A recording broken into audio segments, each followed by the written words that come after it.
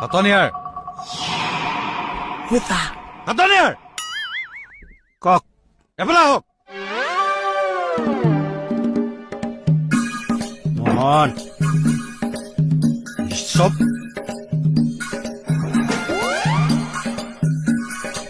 চা পাগলামিৰ এটা সীমা আছে হয় ছাৰ কি হয় আই মোহন চকী নমোৱা ছবিখন কিয় লৈ আহিছে হয় মোহন গা পাই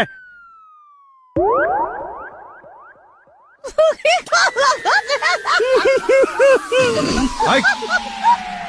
কি হৈছে কি খাইছে তাই তাই ৰহি খাইছিলে কোনে আনিছিলি ইয়াত